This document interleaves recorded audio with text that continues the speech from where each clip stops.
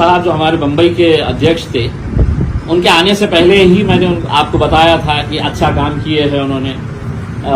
अभी 15 तारीख के दिन जो तिरंगा रैली निकाली गई थी, बहुत अच्छे तरीके से सक्सेसफुल निकाली गई थी इसमें। फैयाज साहब पिछले कुछ महीने पहले जब हमारी उनके साथ मीटिंग हुई थी, बात हुई थी, मैंने साफ तरीके से उनसे पूछा था कि फैयाज साहब आप इलेक्शन लड़ेंगे या नहीं। उन्होंने कहा था कि नहीं, मुझे इलेक्शन लड़ना है करके।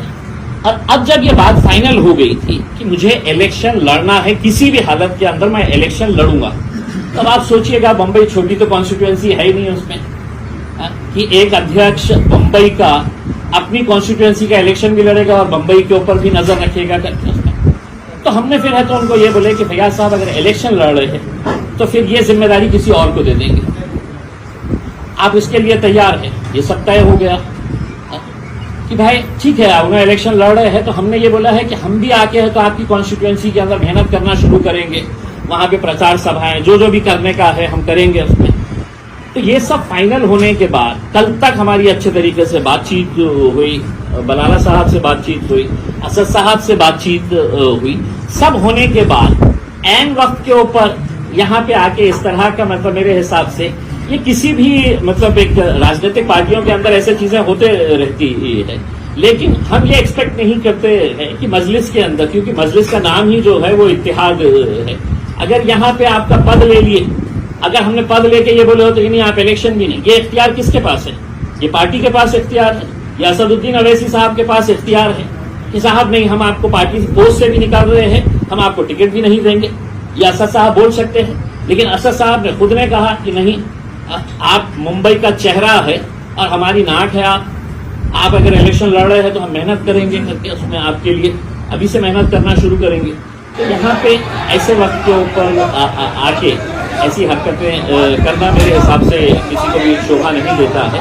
लेकिन ठीक है, राजनीति के अंदर फॉलोअर्स होते हैं एक नेता के, उनके फॉलोअर्स ने हंगामा की, तो हमारी कोई इससे ये नहीं है। बात करेंगे, देखेंगे आगे क्या होता है। असद साहब ने कहा कि इम्तियाज जलील अब तो महाराष्ट्र के सदर नहीं रहेंगे। मेरे 10-5 चाहने वाले होंगे, उन्हें भी नाराजगी होगी कि साहब ने इम्तियाज जलील को कैसा है। लेकिन ऐसी हरकतें करना मेरे हिसाब से किसी के लिए भी, और पॉलिटिकली मेरे हिसाब से इस तरह की हरकत करना मतलब ये है कि आप पॉलिटिकल सुसाइड कर रहे हैं। किसी ने ठेका दिया है क्या? इम्तियाज जलील जिंदगी भर रहेगा, अहमद बलाला साहब हयात जब तक जिंदा है वो हैदराबाद के एमएलए रहेंगे? नहीं, कल के दिन हो सकता है असद साहब कहेंगे कि नहीं साहब आप नहीं, किसी और, इम्तियाज जलील अब तुम नहीं लड़ेंगे, कोई और लड़ेगा करके। लश्करिया साहब, रईस लश्करिया साहब को एक मौका दे रहे हैं, उनका परफॉर्मेंस रहेगा, कंटिन्यू नहीं रहेगा तो रिजवाना आपा हमारे लेडीज विंग के हैं, उनको भी चेंज करना पड़ेगा। इसका मतलब क्या है कि मतलब हम लोगों ने ऐसा जाके है तो हंगामा करना।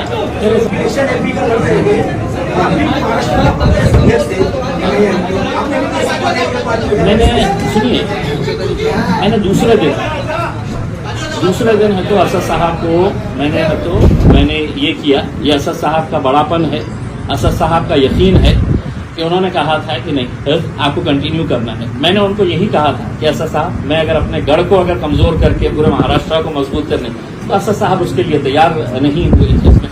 मैं रहूं या न रहूं ये मेरा पार्टी का अध्यक्ष तय करेगा, ना तो कोई यूट्यूब चैनल वाला डिसाइड करेगा कि इम्तियाज जलील तुमने जाना ही चाहिए था करके। मेरा पार्टी का अध्यक्ष मुझे बोलेगा कि अभी निकल जाओ, आधे घंटे में इम्तियाज जलील रेजिग्नेशन देके है तो बिल्कुल है, एक मजलिस का सिपाही बोल के काम करेगा। पार्टी का फैसला है, आपको कबूल करना है, बस खत्म।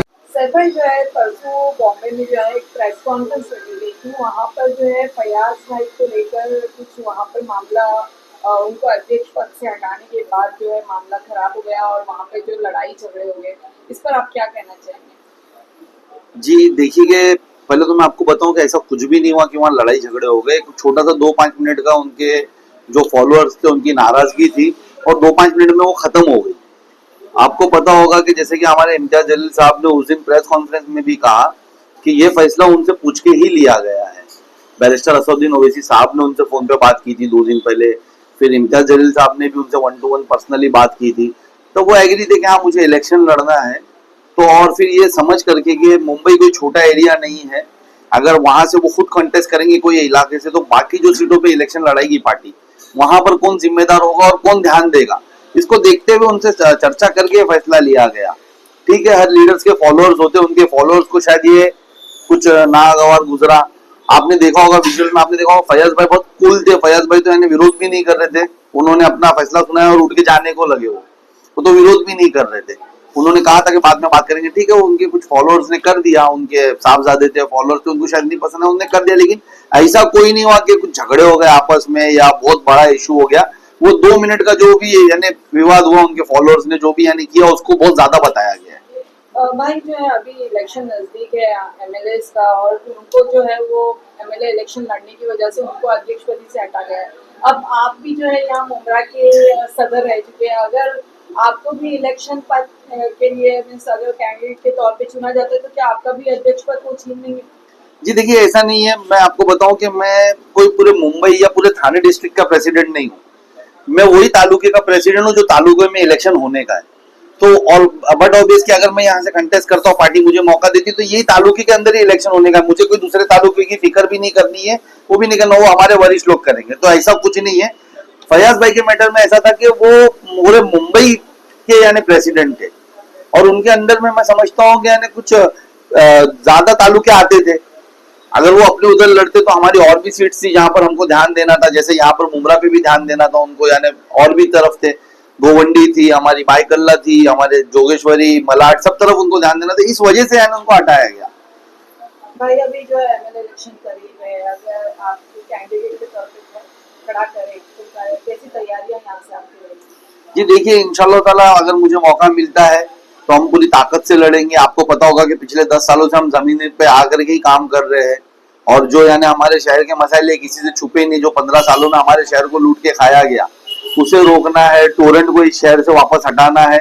ये सब चीजों के साथ यानी हम इलेक्शन उतरेंगे, क्योंकि हमारे आवाम का दर्द हम समझते हैं। आज टोरेंट ने किस तरीके से हमारी आवाम को चूस लिया है, किस तरीके से हमारी बहनें अपने जेवर बेच बेच करके बिल भर रही है, जो जबरदस्ती के उनपे थोपे जा रहे, केसेस बनाए जा रहे, किस तरीके से हमारे शहर के तालीमी इदारे छीने जा रहे, रिजर्वेशंस की जमीन हमारे शहर का हक छीना जा रहा है। तो ये सब चीजों को रोकने के लिए इंशाल्लाह ताला एमआईएम पूरी ताकत से कंटेस्ट करेगी और जीतेगी, और ये चीजें वापस सब सुधार लाएगी। भाई अभी